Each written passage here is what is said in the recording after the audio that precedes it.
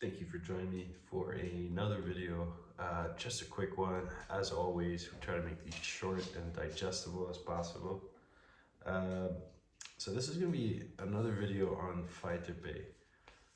It's not a topic I'm fond of, to be honest, but it's something I feel like talking about because of recent news. So this weekend, Jared Cannonier put on a good performance. He beat Kevin Gastelum. It was a good fight. That's all I'm gonna say. But after the fight, uh, Cannonier came out with a statement, and he said, "I'm broke, so I need to fight.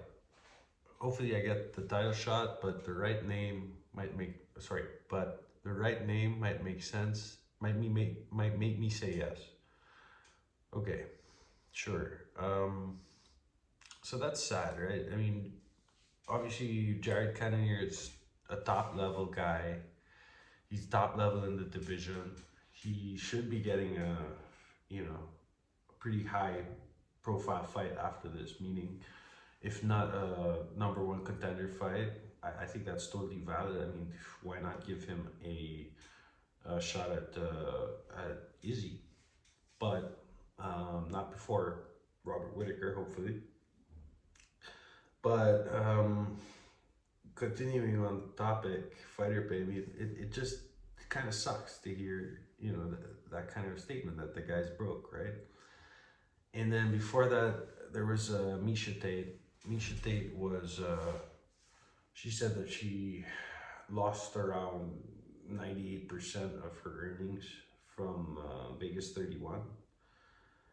I don't know what she spends her money on, honestly. Like, it sounds like a lot, and surely she's a big name.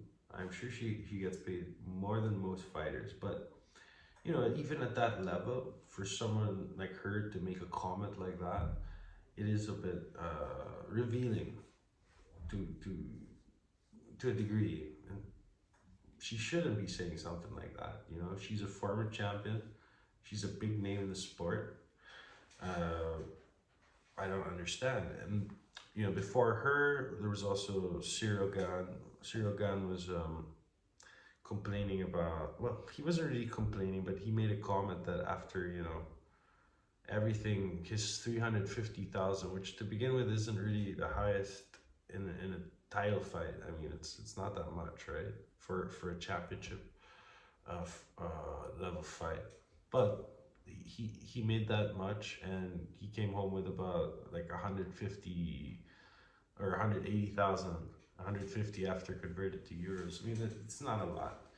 And to be fair to Gane, he wasn't really complaining. He even came out with a interview after saying something to the fact that it's not a big deal. He's happy, and with his money and all that.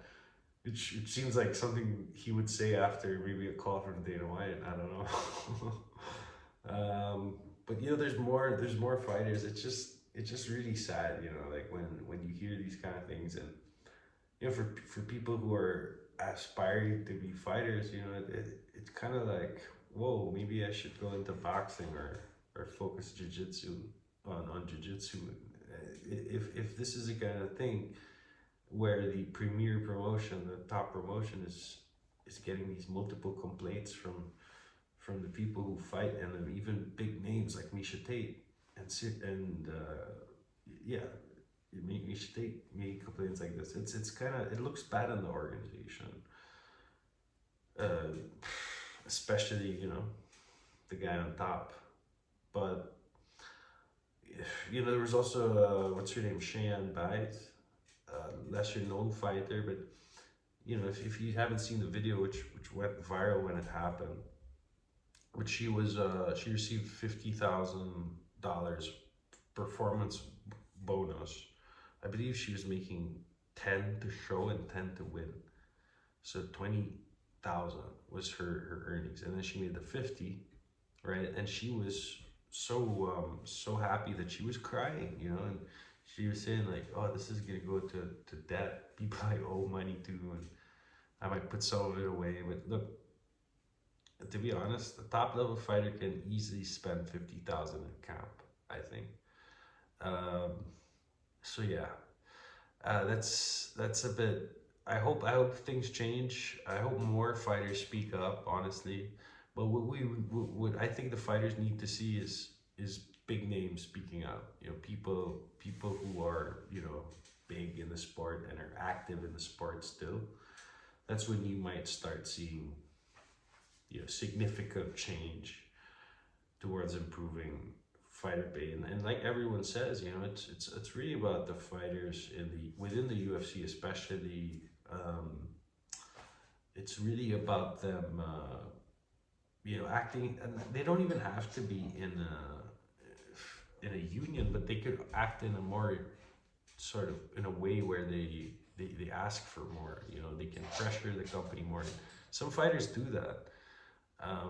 But they're obviously not united. There are other fighters who will take money easier than others, and you know others who yeah. But it's complicated.